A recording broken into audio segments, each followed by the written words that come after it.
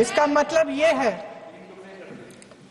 कि परिसीमन आयोग में सरकार द्वारा चुने गए 3 जने इस पूरे देश के प्रदेशों का वजूद, देश के लोकतंत्र में उनकी भागीदारी और उनका महत्व तय करेंगे।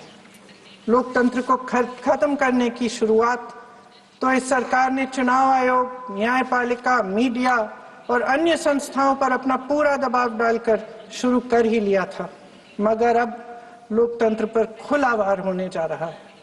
अगर ये विधेयक पारित होता है तो समझ लीजिए कि इस देश में लोकतंत्र खत्म हो जाएगा।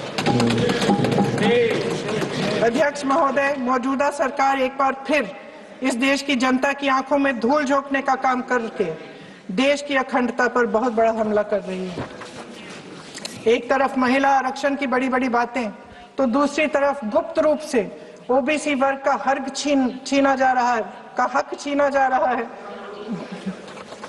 और कुछ प्रदेशों की ताकत कम करके लोकतंत्र की धज्जियां उड़ाकर अगले चुनाव के लिए अपनी पार्टी की मजबूती का ढांचा बनाया जा रहा है। हंस रहे हैं गृह मंत्री जी, हंस रहे हैं।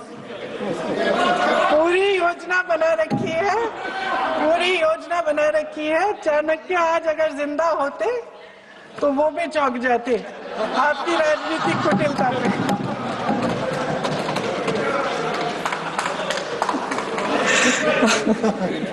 इन्होंने पूरी योजना बना रखी है, हंस रहे हैं, सहमत है मेरी बातों से। अचानक प्रदेशों में चुनाव के दौरान सदन की बैठक बुलाओ, कोई सर्वदलीय बैठक मत बुलाओ। विधेयक का प्रारूप सिर्फ एक दिन पहले सार्वजनिक कर लो ताकि विपक्ष को कोई मौका न मिले कि इस पे चर्चा कर ठीक ढंग से हो। मीडिया और पब्लिक में पहले से ही चर्चा शुरू कर लो कि मोदी जी एक बहुत बड़ा कदम उठाने वाले हैं महिलाओं के उत्थान के लिए। ये विपक्षी दल के जो नेता हैं कुछ समझते नहीं हैं, राष्ट्र के हित में कुछ करते नहीं हैं, विरोध करेंगे।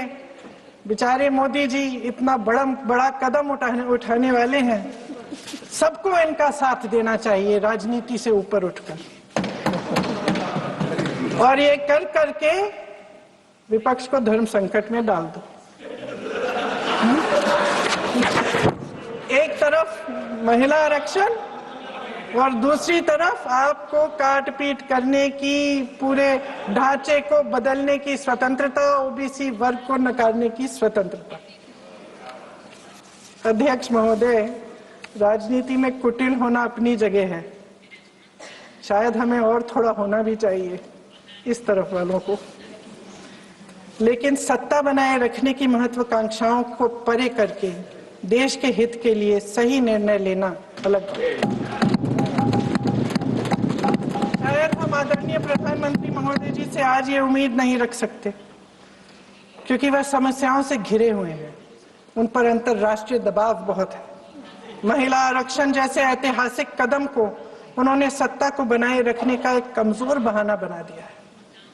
जाति जनगणना को नकारते हुए एक ऐसी संसद बनाना चाहते हैं जिसमें सिर्फ अभिव्यक्ति और चर्चा का ही अभाव नहीं होगा, बल्कि पिछड़े वर्गों और प्रदेशों की समानता का भी अभाव होगा। हमारी मातृभूमि की अखंडता का आधार है 1 सिटीजन 1 वोट 1 वैल्यू। अलग अलग राज्यों का दर्जा बगैर किसी संवैधानिक प्रक्रिया के तय करना इस अखंडता पर वार है। इससे हम कैसे सहमत हो सकते हैं?